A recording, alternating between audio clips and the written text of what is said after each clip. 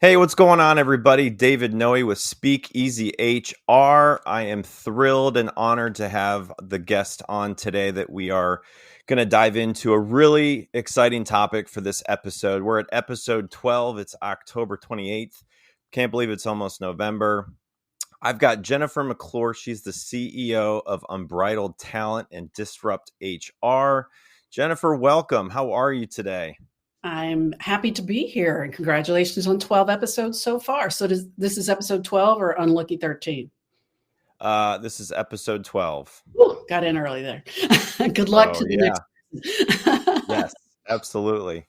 So we are live on LinkedIn and YouTube. Want to make sure if people are watching, tune in, chime in, tell us where you're watching. If you have any questions along the way, please put them in the comment section, because everybody that are going to be listening to this, if they're in some kind of HR role, they might have the same question that you're thinking about. So don't hesitate to go into that chat section, whether you're on YouTube or LinkedIn.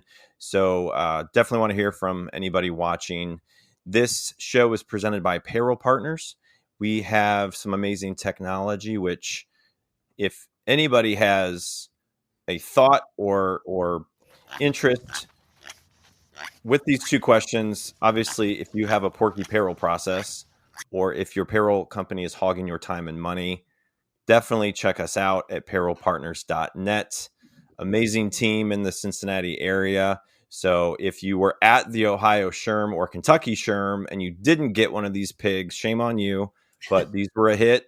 We always have an animal. Last year was the cow. This year was the pig. So next year we've got a couple ideas. So anyway, these were the fun handouts at the SHRM conferences. So we have some things to get to. Obviously, like I said, this is live on LinkedIn and YouTube. We have the world famous envelope icebreaker question coming up that we'll hear. I gave the questions to you, Jennifer, so we can let you pick a number. So let's just go into that, and then I'll introduce you, because your bio is kind of long and I want to make sure I get to everything. So let's not read that whole thing. How about that? No, I won't read the whole thing, but people that don't know you, I want everyone to understand what you've been into lately. So let's just get right into the envelope icebreaker.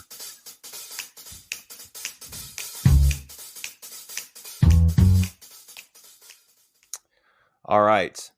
I've got 15 questions that have something, hopefully, that we haven't heard from other guests. So do you have a number? You said 13 before, so I don't know if that's your number or if you've got one else in mind. 10 is my lucky number. So let's go with number 10 is your lucky number. All right. So I've got number 10. Lucky number 10. All right. So I'll tell you what, I feel like everybody picks this number because this is the same question, but it's a good one. What sport would you compete in if you were in the Olympics? Oh, easy answer. Equestrian, show jumping. Okay.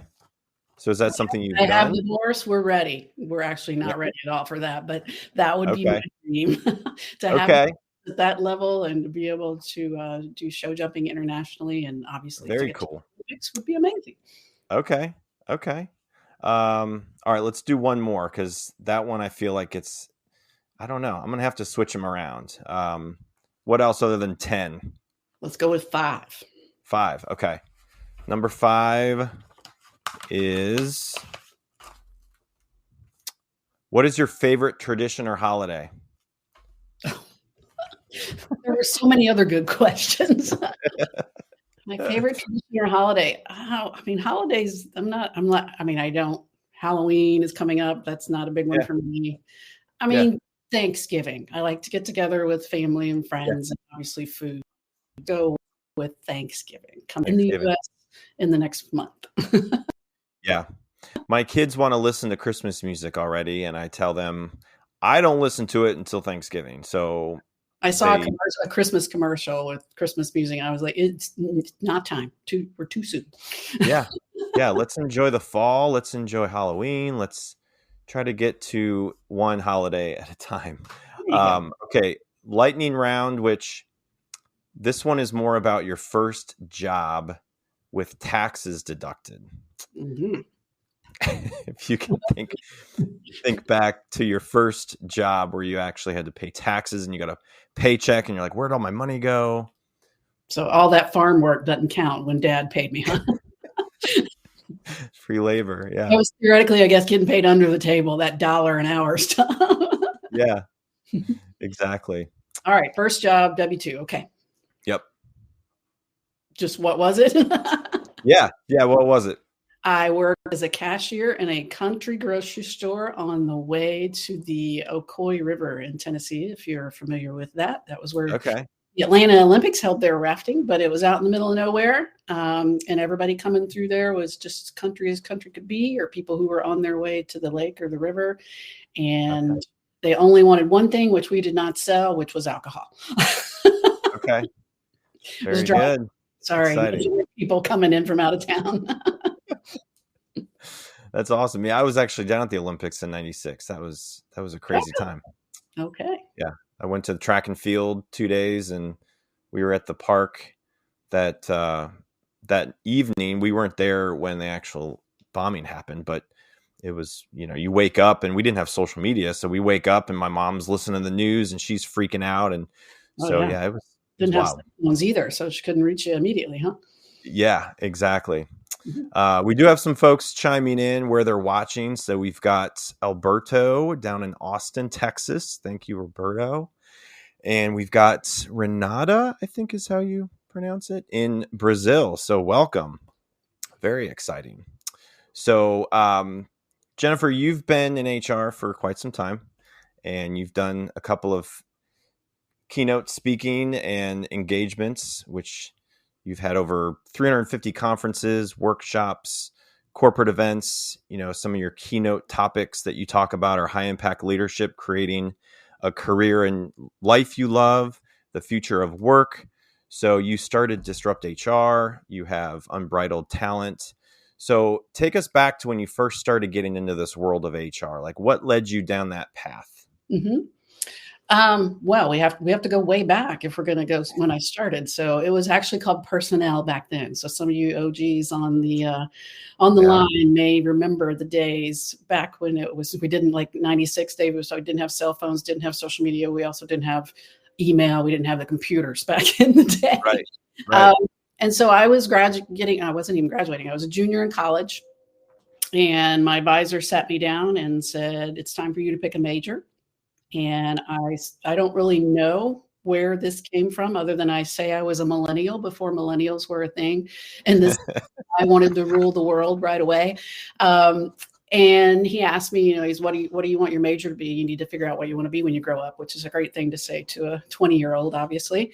And I had only had the job in the country grocery store where the store manager had hired me. And I had never met anyone that worked in personnel or human resources, but obviously, knew enough that the personnel people were the ones that hired people and had to deal with policies and benefits and all that. And so I told my advisor, I said, well, I'll go into personnel, because I feel like that is a position that has the opportunity to have influence and impact over everyone in the organization. So I don't want to just go in and be a part of a small team.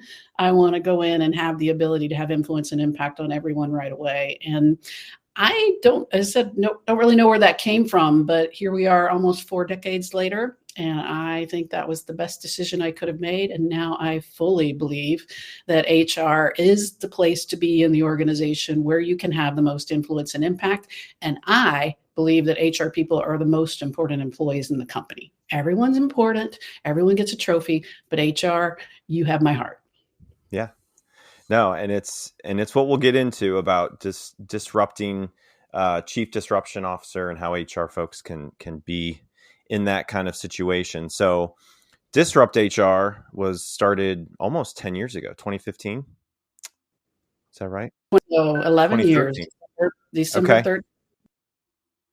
Up on that 11-year anniversary. Oh my gosh. That's crazy. And so now it's all over. I mean, just the amount of impact and the approach to the events and the quick messages that people are trying to get across within a certain amount of time. So people that don't know Disrupt HR, explain what that is for people who have never heard that before. It's locally organized, so people in the communities or who have connections in the community will obtain a license from us to hold Disrupt HR events in their community. And they really are community organized, driven, led events. And it's called Disrupt HR, I guess because my co-founder he knew that I was in the HR space, but really it's for anyone in the broader business community who has perspective on work in the workplace. So events are held by the local license holders around the world. We currently have 161 licenses in 34 countries, and it's continuing to grow almost every week, it seems lately. Over 8,000 talks have been given, and their videos are on our website and online. People give 5-minute talks that have exactly 20 slides that are set to advance automatically every 15 seconds. So that's the Ignite format that we kind of took in the beginning. And the goal was an opportunity on playing field. So me as a professional speaker, a Disrupt HR talk is a challenge for me, that just as it is for someone who's never given a talk, maybe. But to share ideas about work in the workplace. So I always say, if we stole the format of Ignite, we steal a little bit from TED too, if his ideas were shared the future of work. So we encourage our local organizers to, reach out to people in their community who have ideas. Hopefully some of them maybe have never spoken on a conference stage before, maybe never want to, maybe weren't willing to go through the call for speakers process at an event. That was the original purpose, to give people like that a stage and an opportunity where they could have fun, share their idea, and get up and get out without having to really think too much about, standing up in front of 700 or 800 people and giving a keynote like I did last week. Yeah.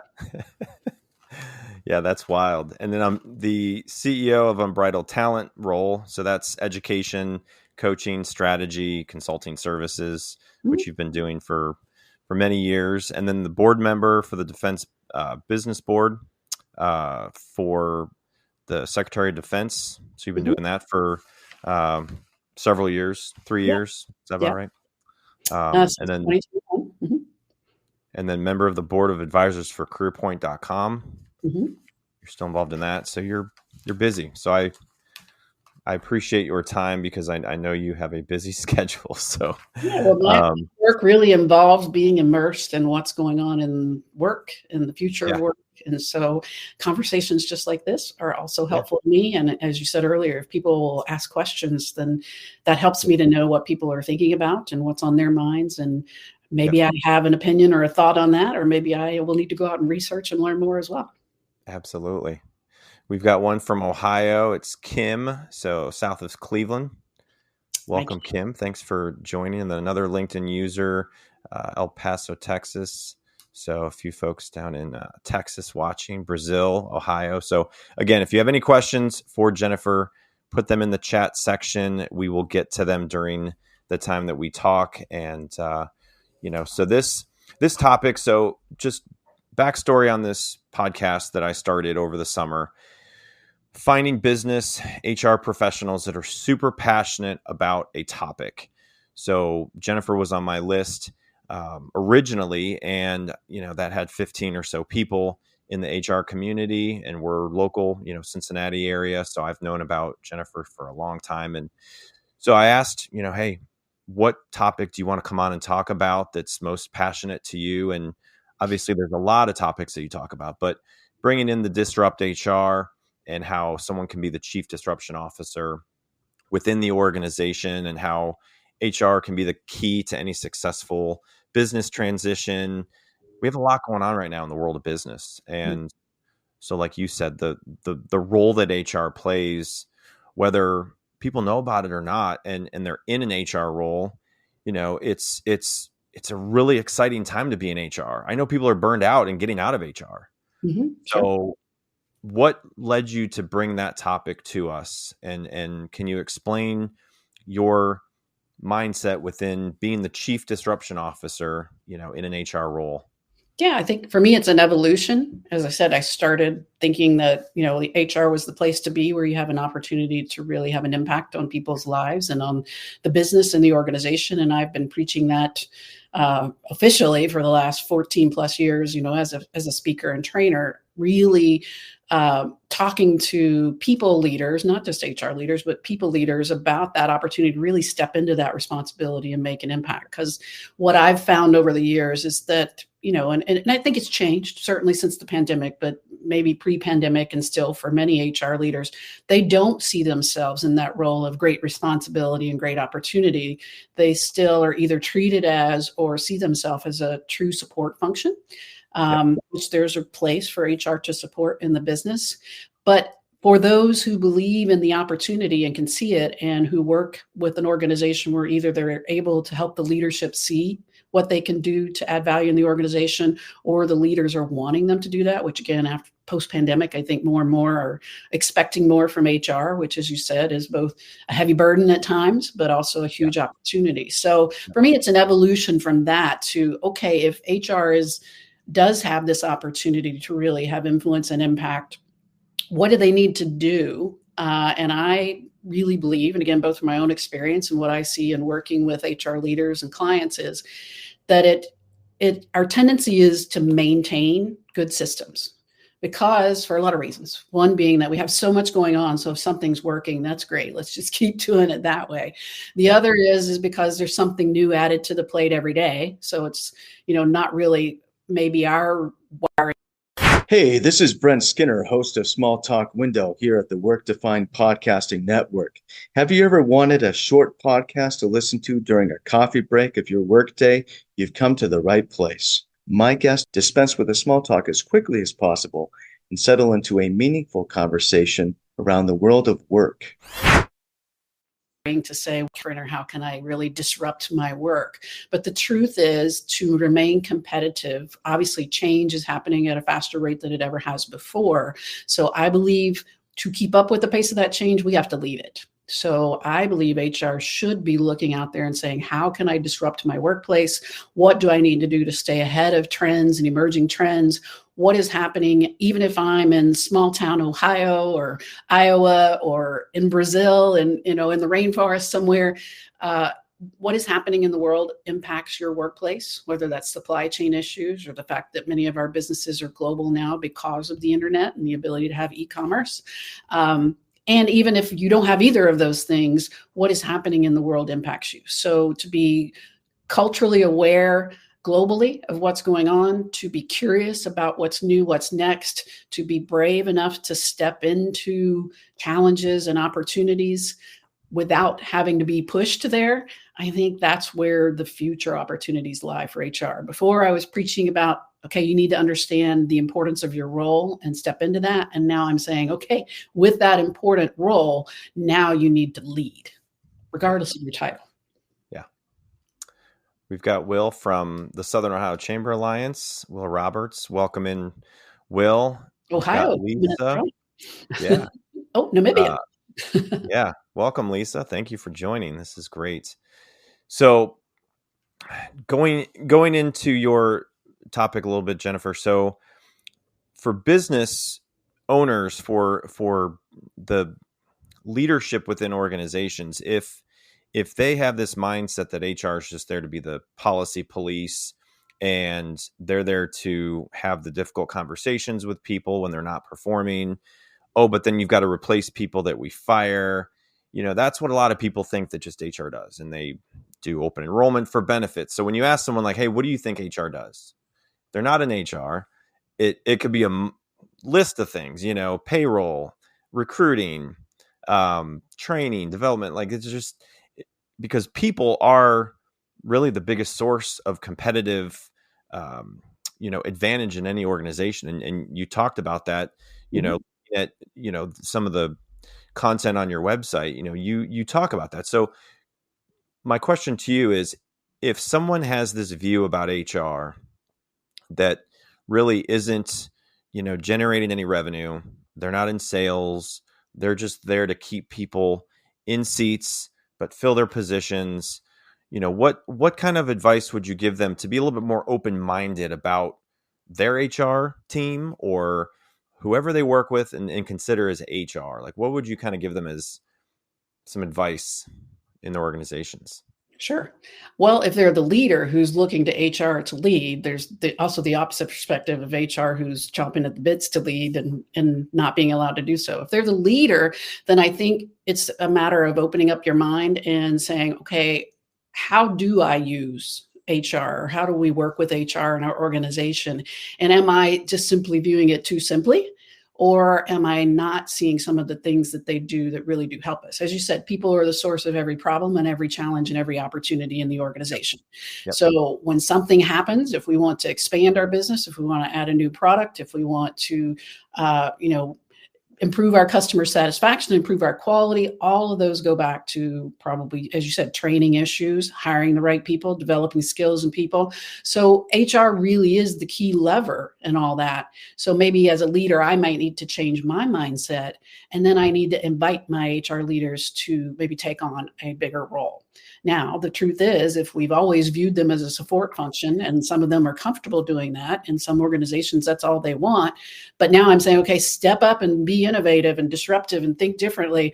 I might need to allow them some opportunity to get some training, some skills development themselves. It's probably rare that you have somebody who's just chomping at the bits to do that and they're ready to go as soon as you say yes. But I think for a lot of leadership, we need to think differently about the core of every aspect of our business is people. And so we really do want HR leaders who are forward thinking, who are challenging us, who are leading the way, who are helping us to understand change and how that impacts people and what type of people that we need and what are the challenges that are in the future for the work and the workforce that we're not even thinking about yet.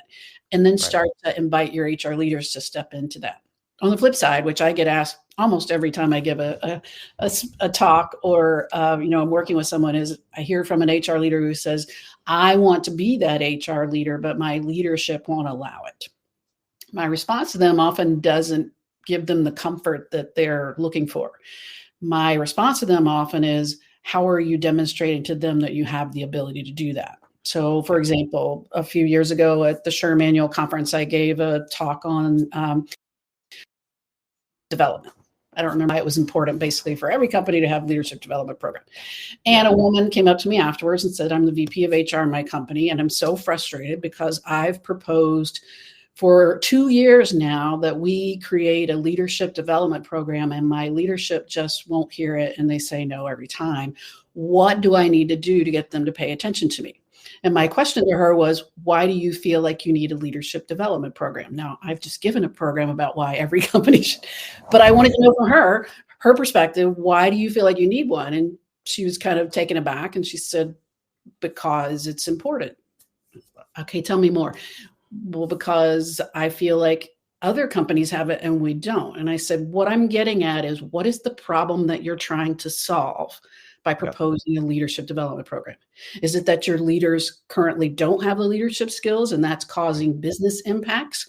Is it that, you have people that will be retiring or leaving the workforce in the future and you don't have the people skilled up to take their place?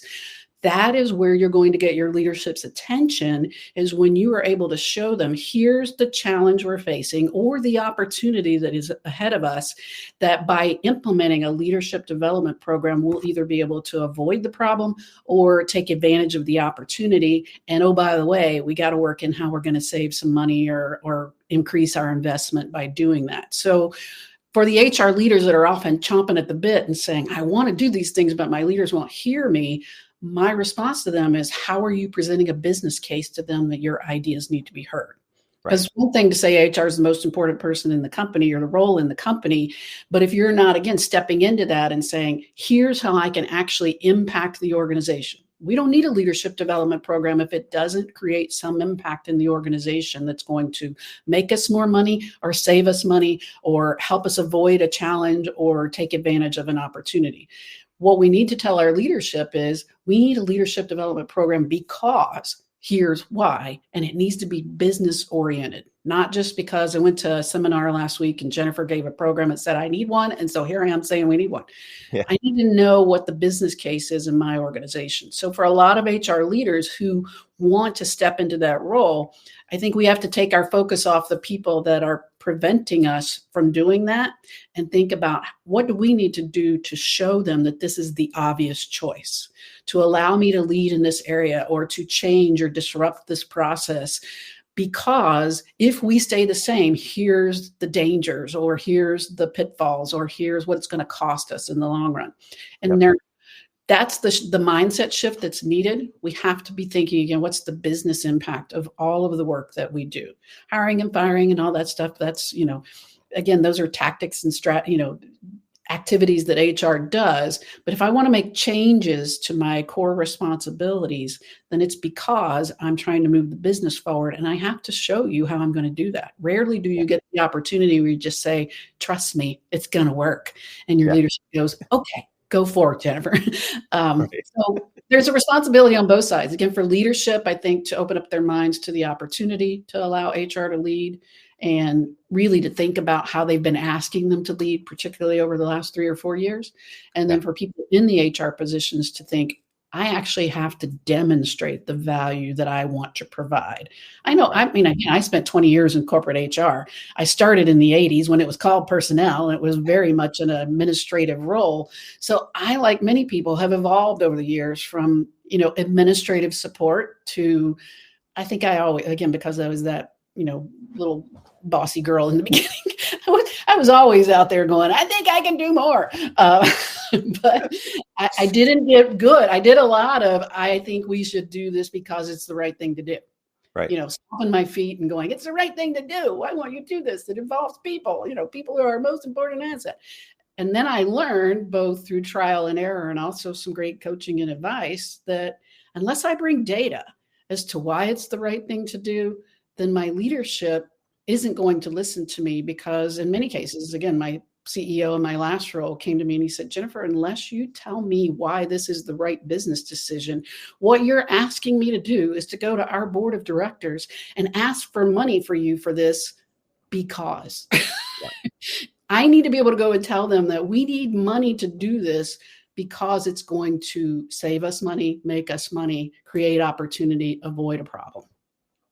Yeah, when you go through an exercise of a needs assessment, no matter the company size, whether you're a small business, large organization, you create a SWOT analysis, you look at what is needed, and at the end of that, HR is involved in pretty much all of it. Yep. It's we got to hire somebody to do marketing. We're getting big enough. We got to have more salespeople. Okay. Well, how are you going to do that? How are you going to hire people, develop them? Okay, we need to hire these people, or we need to develop these people, or we need a training program. Like, at the end of the day, most business challenges are going to involve, they're going to involve HR. They're going to involve project-based HR, whatever it is. It's crazy. And a lot of people don't see that. So one piece of advice that I give often in some of my talks and in my coaching is to HR leaders is, number one, we should be working on solving business problems and taking advantage of opportunities. So how do you know what those are? You need to go to your leadership and ask. I mean, you probably, hopefully, if you're in a leadership role in HR, you know what those are, but it's really important for you. And I suggest scheduling, asking for 5 minutes, 7 minutes maybe, from your C-suite leaders, everyone who's leading a function, and just say, hey, especially now, because it's goal setting time, can I get 7 minutes of your time? I'd like to ask you a really important question. And if you sit down with those leaders and say, okay, here's our goals for 2024, or what we're proposing for 2025 for the company. And they're usually increased top line revenue, improve customer satisfaction, improve quality, safety, delivery, whatever it costs. There's some 5 to 7 overarching goals. And if I ask each one of those C-suite leaders, could you tell me what are the top 3 things? And I suggest 3, because getting people to fill a list is better than just asking a question. What are the top 3 things that you foresee will cause you difficulty or challenges in hitting those goals in 2025? So if our goal is to increase top line revenue in 2025, what are 3 things that you think will prevent you from potentially hitting that? And as you said, David, 100% chance. I've offered money Come back and tell me if one of their three answers, if not all three, are not people related. Because as you said, it's going to be some version of, I don't have enough people. I don't have the right people. My people don't have the skills. I don't have the tools for them to be able to do their job. Yep. All those are squarely in HR's wheelhouse. So again, it just proves the point as to how critical human resources is to achieving the company's objectives. But by asking your leaders that question, it does several things for you. One being it builds relationships because it shows them that you're business focused. And if you actually work with them to solve those problems that are preventing their teams from hitting the goals of the organization, you'll be working to solve the goals of the organization, and you'll be building partnership and trust. Yeah. And that's critical for HR leaders to be able to do the things that we propose, is to have those relationships and that trust among our peers and the C-suite. So working on solving business problems, understanding what those are, making sure that HR's goals are directly in line with every business goal. So I don't want to see an HR team's goals that are all like increase open enrollment time, paperwork bill, implement new HRIS system next year, reduce time to fill by 1 day. That's what HR goals are often about. What I need to see if our top line goals are increased top line revenue, I've talked to the people who have direct impact on that, which are probably sales and marketing and maybe even operations. And I've asked them what the challenges are that they will be facing in potentially hitting that, which are more than likely people related. And I have a goal that says, develop training program for new salespeople, implement new customer retention, customer CRM system for whatever, it's going to be things that I'm doing, our team is doing. Our goals should be focused on what we're doing to help hit those overall goals. Yeah. Sure, you still may need to improve open enrollment time, implement a new HRS system, all the HR, but these are really the tactics of HR that, it's the trains running on time. It's like, I always think the example of the CFO and the HR person, the CFO within their department, yeah, we have to pay bills on time. Yep. Okay? That's important. But is that ever a top line goal for the finance department? I would hope not. Right. So for the HR team, we should have goals that are, again, the top line goals for the finance department are probably around increasing working capital and helping to get, money in advance or whatever the magic they do in finance. Our goals should be top line as well in HR. Yeah. Will had a question regarding more smaller businesses. So what suggestion or opportunities would you have for a small business, 5 or fewer employees, owner who is attempting to be their own chief disruptor for HR, payroll, marketing, et cetera, et cetera? Sure. Well, I think we're asking that in the positive sense, right? That the owner wears a lot of hats and needs to do all those things. I think, again, that owner, that top leader needs to be looking at what are the opportunities for our business and how do I need to think differently? Often things that are working well are ripe for disruption because we've never sat down and said, how can we do it better? What's changed? How many of us, and there probably are still companies out there, I don't know that there are probably many, but let's just use the example of if there's a company that's still placing ads in the newspaper for their job openings. Yeah. Maybe that's because they only hire 1 or 2 people a year and they've been able to do that. Right. But maybe they should think differently about how are people hearing about job opportunities today? How could I maybe access better talent or, so what can I try differently? Maybe I still place the ad in the newspaper, but I also try something differently to see if I can upgrade our process and improve that. And again, that's a very simplistic example, but I think for an owner of a business, it's often looking at not only what the challenges are and how are we addressing those, but what are the things that are working well that maybe we've not revisited in a while to say, is there a way we can, a lot's changed over the last 4 or 5 years since a global pandemic impacted every single person on the planet. Yeah. Maybe something has changed, in terms of job postings. Again, maybe, pre-2019, it was Indeed.com and, places like that where, we're still posting jobs online, but we moved more from Career Builder and Monster to Indeed. Well, now maybe Indeed is not even the place to be. Maybe it is more LinkedIn. LinkedIn's been around, but LinkedIn's made a lot of changes into how their job opportunity system works. Maybe we need to look at taking more advantage of LinkedIn. If we're looking for people like school bus drivers or nurses who probably aren't on LinkedIn. Where are those people hanging out today? A few years ago, it was Facebook. Now it's probably not. Maybe we need to think about, although I'm not on TikTok and I'm a special government employee, I wouldn't advise it. But maybe we need to think about TikTok. It's funny that, again, I'm on this board with the DOD, and they don't allow any DOD employees to have TikTok on their phones, I believe. But yet Joe Biden's on TikTok, Kamala Harris is on TikTok. That's because they're having to go to where the people are. Yeah. So if we're recruiting in today's environment, maybe we have to think about TikTok, because that's where the demographic or the people that we are. So long answer to your question of how do we think differently, but not just about challenges or opportunities that are out in the future, but how do we think differently about how we're doing things currently, because there may be a better, faster, cheaper, easier, or maybe in some cases a little bit more challenging way, but better results. Right.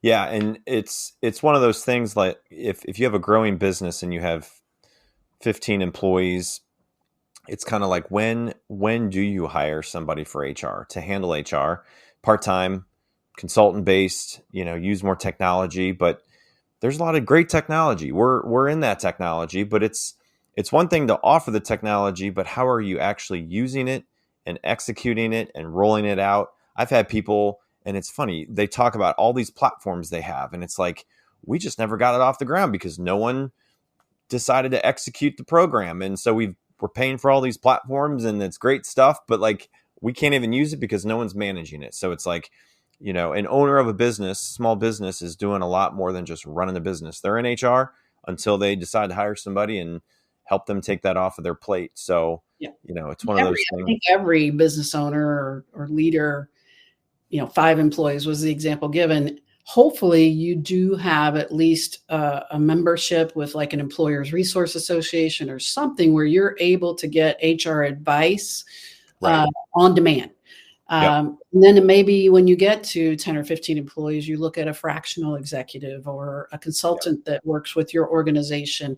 What the exact number is when you need to have somebody in-house, I don't necessarily know. It's going to depend on the complexities of your business and, how much work needs to be done people-wise. But I think you always need to think about what is just like you think about probably as a business owner. Well, when I start my business, I need to have a lawyer. I need to have, someone that I can go to get marketing advice. And so maybe you outsource some of that.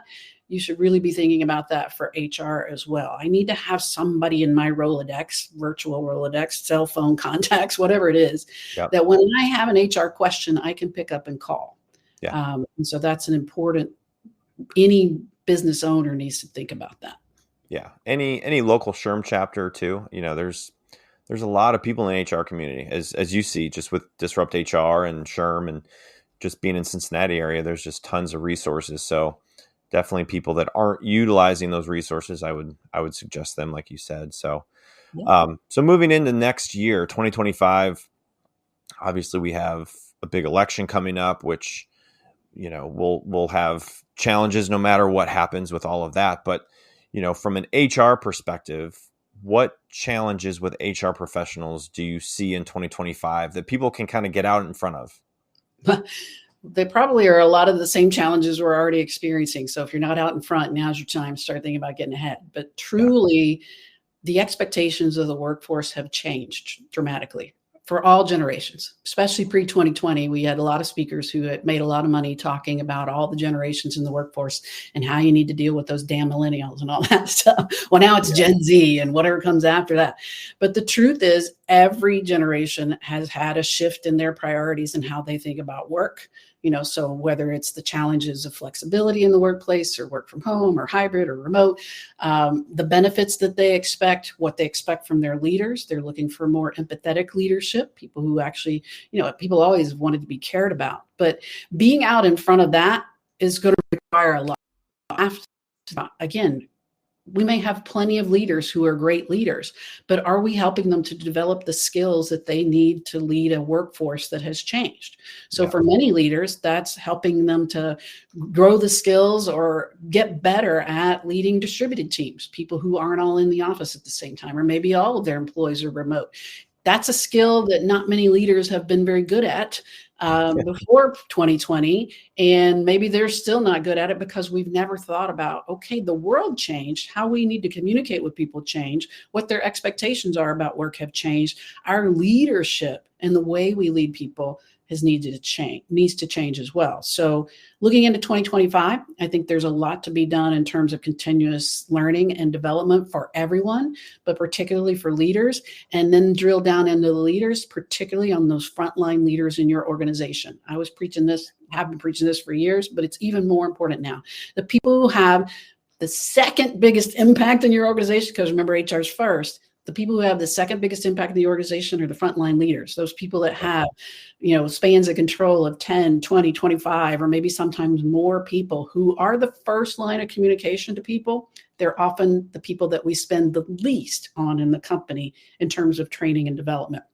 We're not helping them to become more empathetic leaders who need to understand that when a George Floyd gets murdered and that impacts people differently throughout the workforce, some have, triggered, some have trauma around it, some are indifferent to it. And then those people clash in the workplace and our leaders go, we don't talk about that stuff at work. Yeah. It is life and it is work. And we saw that in 2020, where a lot of our leaders were confronted with that challenge and they didn't know how to respond. Well, it may not be something that public, that, egregious, but there are things happening in people's lives every day that our leaders don't know how to deal with. Many of them, maybe my age or my generation, think that's outside of work. We don't talk about that. But that person is a whole person who brings their whole self to work. And so I need to understand how to listen, how to empathize, and then how to direct them to get the support that they need, which is often, even for HR leaders, and that's where a lot of HR leaders get burned out, where they become the solution to everything. You're an HR person, the HR people, you're not the solution. What you need to know is where you can direct people. That might mean an EAP program, but really helping people. How many of us understand what our EAP program actually provides? For HR or leaders, maybe it's a knee-jerk response to say, here's the EAP number. But what does that actually mean for that person? And how do we encourage them to actually take that first step to make that call? Again, that might mean training and development for our leaders on that. So 2025, leadership development, continuous learning and development for everyone, upskilling, reskilling, that's a huge focus. And if you're not spending a lot of your time and brain power on that already, then I would suggest that you, as you're setting your goals for 2025, and again, drawing your lines to the business goals, that you're thinking about that. Probably the second area that I would mention is, again, the demographics are not in our favor. So if you're having trouble hiring people right now, it is not going to get better. That's just a fact. We can have a recession, we can have, downturn, and unemployment can go up. But the fact is right now, there are people out there that are looking for work, but they're not a match for your jobs because they don't have the right skills, right? So they're applying. You'll put a job wherever you're posting your jobs today or letting the world know that you have a job opening, and you might get 100 or 1,000 applications. And you're looking at these going, none of these people are qualified.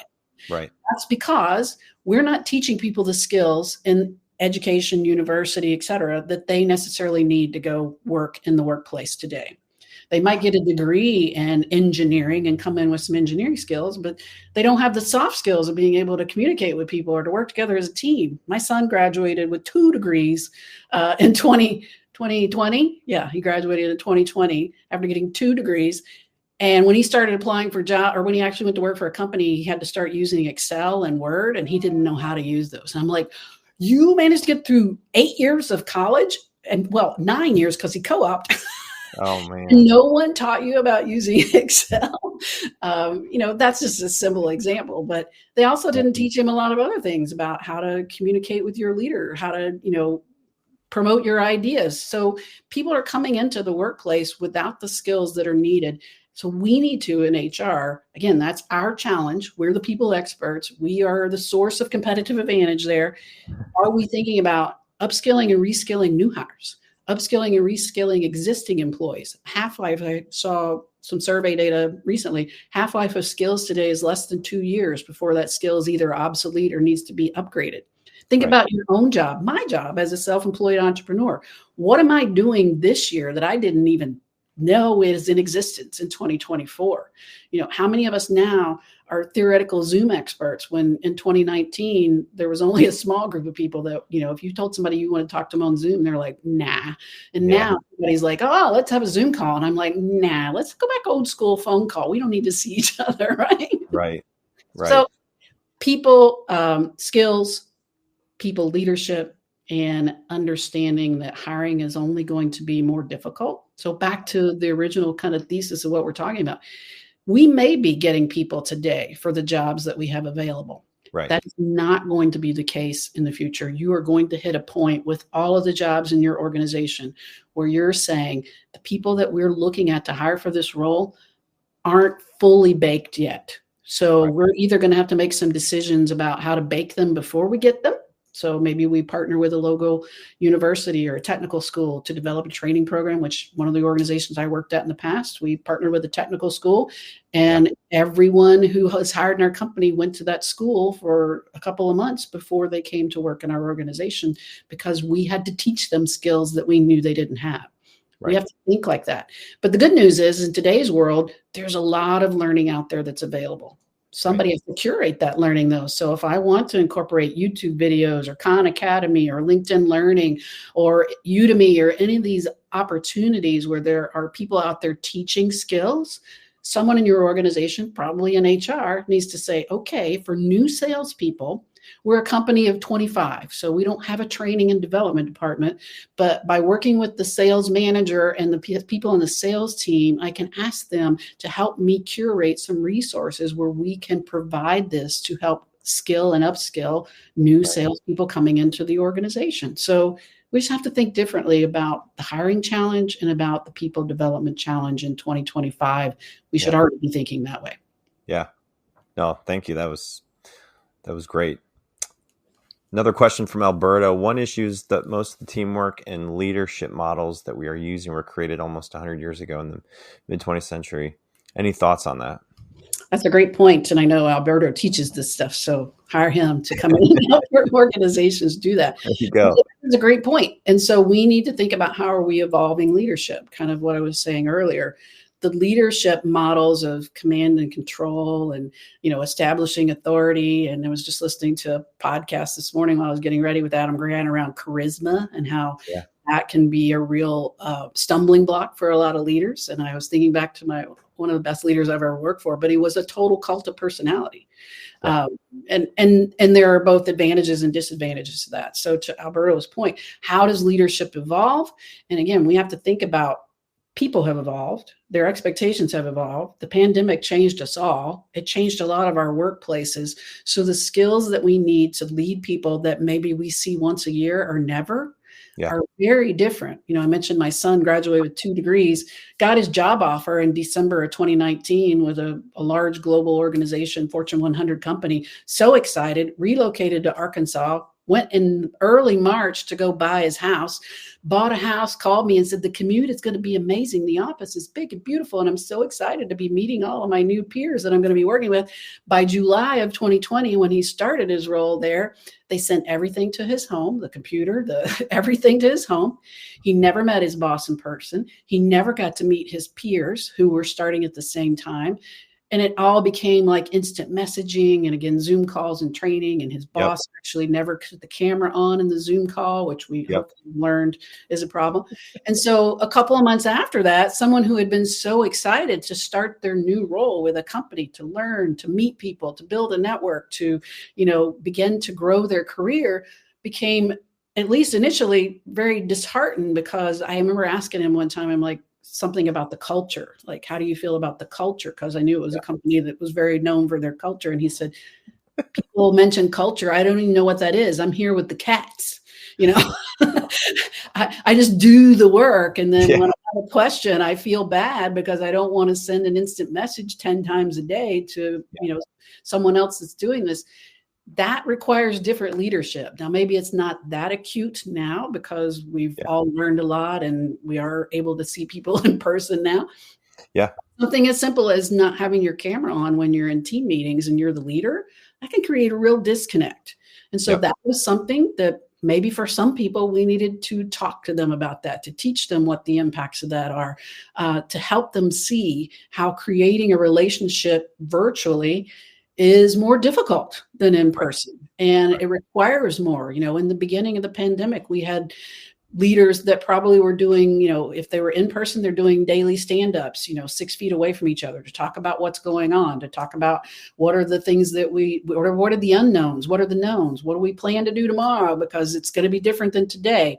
And then we got kind of comfortable. And I share this example in some of my presentations. I remember because both of my businesses went to zero within like 2 weeks of March 13th. It was like by the end of March, I was like, what, is life over? I have no speaking engagements. Disrupt HR is all about live events. Here we are. Jennifer is left with no work to do. So I'll become a student. I'll try to learn and get better. And so I remember one day reading a headline online. I've long used the Gallup engagement data in some of my presentations and have made fun of it in a way because they've been tracking it for over 20 years. And, I'll show the chart up there.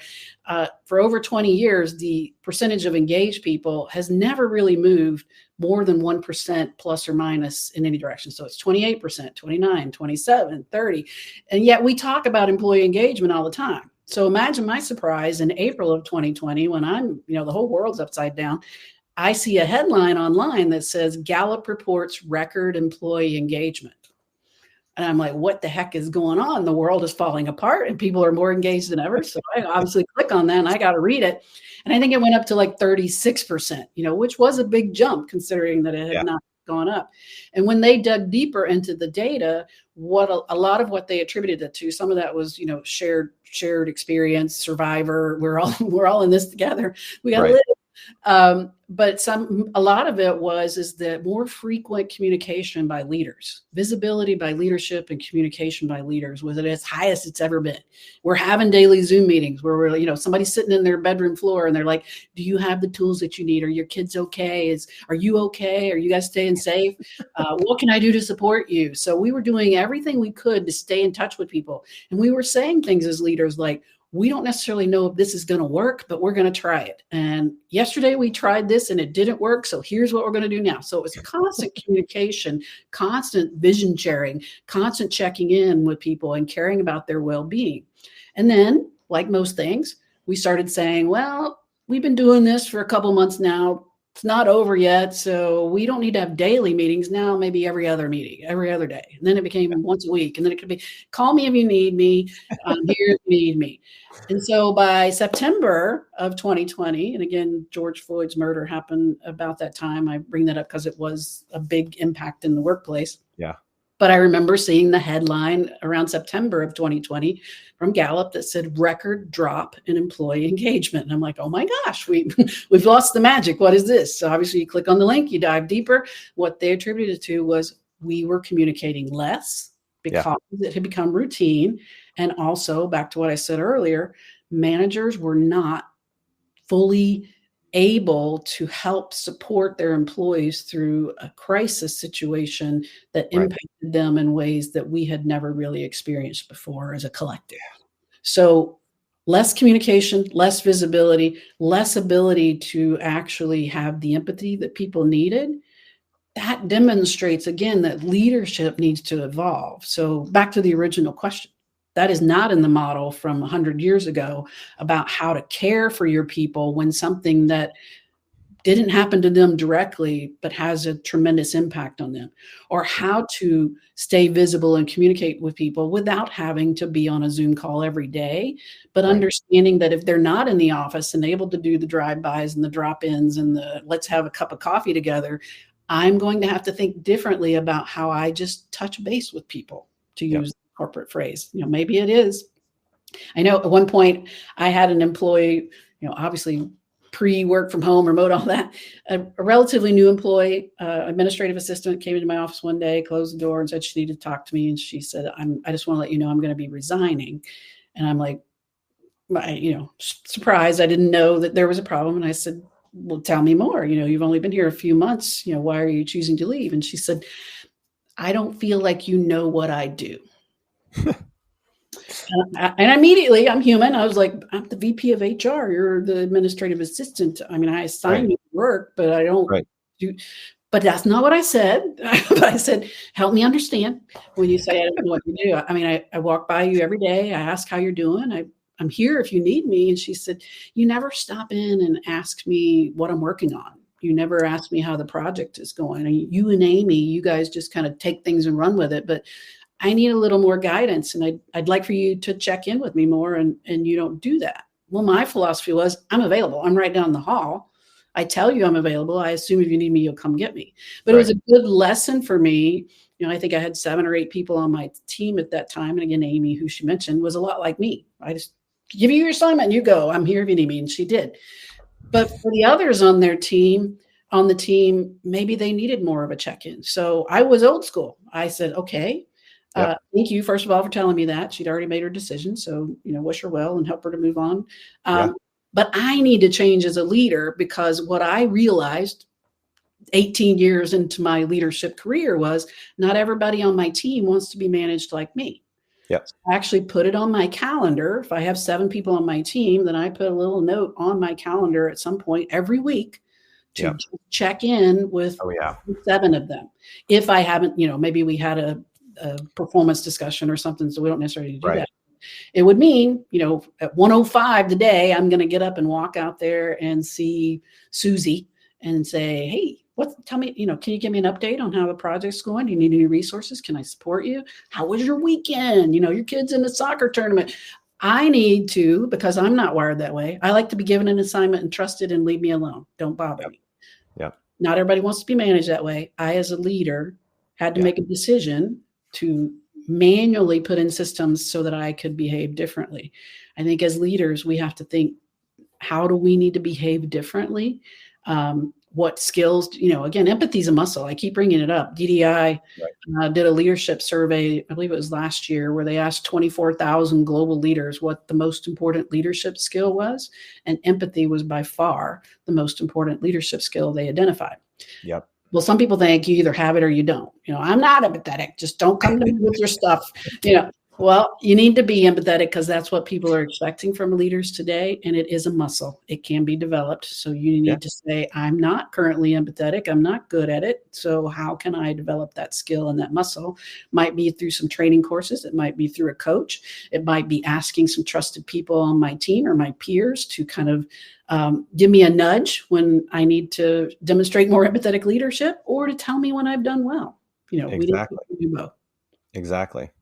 Well, and you bring up a good segue into this QR code that I wanted to bring up.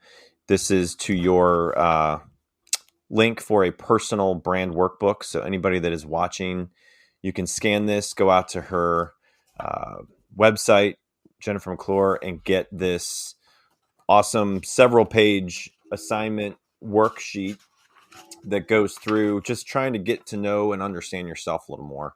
Mm-hmm. So I downloaded it and I kind of looked at it. So it really does ask, and you can create your personal brand. So if you haven't done something like this, might be something to try to do over the next couple of months.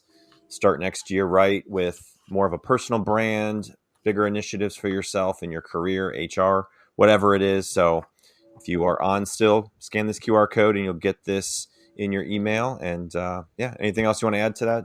Yeah. Well, some people may say, okay, why is somebody whose focus is on talent strategies and leadership talking about personal branding? And I think for a lot of people, I've been talking about personal branding for all 15 years of my speaking, because I feel like it's such an important aspect that a lot of leaders miss. They think, well, I'll just stay, and I did this for years. I'll just stay in the 4 walls and do good work because I'm needed here, and I don't need to go out and network. I don't need to build a reputation for myself outside the company. But the truth is you do, especially in today's world, because people are researching companies and their leaders before they apply for jobs. They want to work for good leaders. They want to work for leaders who are doing great work in the community. And if they look you up on LinkedIn, it's still so frustrating to me, because again, I use LinkedIn thousands of times a day. And with Disrupt HR, every speaker that has a video, we get their LinkedIn profile because we want to tag them if they have a top 5 viewed video and all that. And just yesterday, I was uploading some of the videos, and one of the speakers didn't have a LinkedIn profile. And I'm just like, how, and again, if I'm going to work, maybe that company and this person it was like a training director or group benefits manager was their title. Yeah. Well, let's say I'm applying for a job as a benefits administrator in that company, and I go online and I can't find the hiring manager, or I Yep. can't find anyone in the benefits department. Then I immediately be like, is this company backwards? What's going Right. on? So I talk about personal branding because I think it is a leadership skill.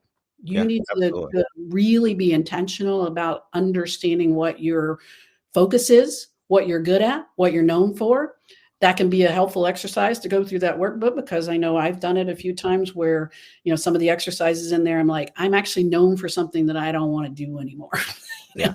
know, I want to be more known for something else. So what do I Yeah. need to do? I need to create a plan for, if I want people to know me for that, then I need to create content about that. I need to speak about that. I need to write about it. I need to go on podcasts and talk about it. So if Yeah. my new keynote for 2025 is that I want to encourage HR leaders to be the chief disruption officer in their organization, and I am probably going to try to write a book around that, then I need to start talking about that now. So I did There it you just go. talk about it. I wrote about it in my newsletter on LinkedIn. I'm Yep. going to talk about it here on this podcast with you, because when people think about disruptive HR leadership, I want them to think of me. And That's this. why personal branding is important. Yeah. No, this has been great. I really appreciate your insights, Jennifer. I could talk for a lot longer, and I appreciate all your time today. It was an honor to have you on. So I really appreciate everyone tuning in from all over the world today. We had people from Brazil, Ohio, Texas, and a couple Namibia. other that came up. Yeah. So anybody out there that have not looked up Disrupt HR, Jennifer McClure, a lot of great content out there. So find her on LinkedIn, Disrupt HR, maybe locally where you are. So thanks for all your time, Jennifer. I really appreciate it. And hopefully we'll talk real soon. And you have a great rest of your day. All right. Thank you for the opportunity to share. And thanks to everybody that joined today. Yep. Take care.